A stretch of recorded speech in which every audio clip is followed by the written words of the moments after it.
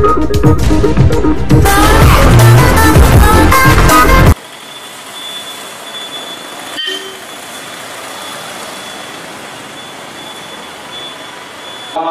அவர்களும் மனிதநேய பண்பாளர் மதிப்பிற்குரிய சே அன்பு அவர்களும் ஆர்வலர்களாக இணைந்து 5 பேரும் மலாய் நாட்டுக்கு சென்று அங்கே இந்த நூல் வெளியீட்டு விழாவிலே கலந்து கொண்டு அந்த அரங்கிலே நூல்களை பற்றி ஆய்வு செய்து அந்த மலாய் நாட்டை ஓரளவு சுற்றி பார்த்து வருகை தந்திருக்கிறார்கள்.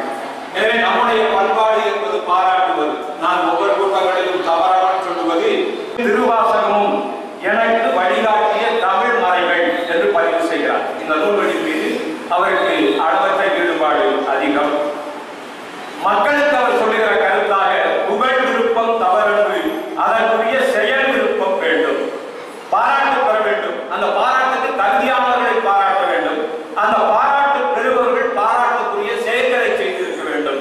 இவற்றை மையமாக கொண்டு புகழ் விருப்பம் தவறன்று ஒவ்வொருவரும் தான் பாராட்டப்பட வேண்டும், போற்றப்பட வேண்டும் என்பதிலே தவறில்லை. ஆனால் அதற்குரிய செயல் விருப்பம் வேண்டும் என்பது வாசுவ மாணிக்கனாருடைய மிகப்பெரிய மொழிகளிலே ஒன்று.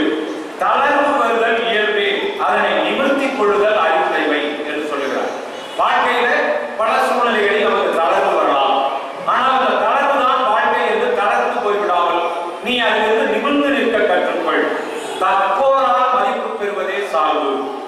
ஒருத்தர் பாராட்டான், விருது தர்றான். தமிழகத்தில் உள்ள சட்டமன்ற தொகுதிகள் மொத்தம் 234. அதன் பெயர்களை பார்ப்போமா? நும்முடி, பூண்டி, பொன்னேரி, திருத்தணி, திருவள்ளூர், பூந்தமல்லி, மாதாவரம், அம்பத்தூர், ஆவடி, மதுரவாயல், திருவெட்டியூர், ரத்ன நகர், ஆயிரமலத்து, அண்ணா நகர், ஆலந்தூர், அருகானம், ஆற்காடு, அணைக்கட்டு, ஆம்பூர், அரூர், ஆத்தூர், அத்தியூர், அவனாசி,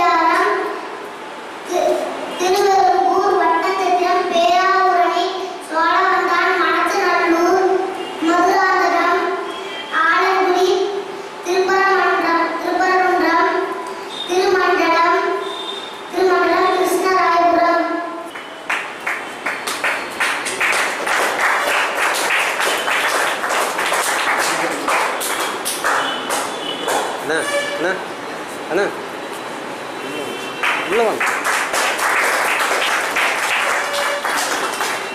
ஐயா அப்படியே முடிச்சுக்கலாம். இந்த படத்தை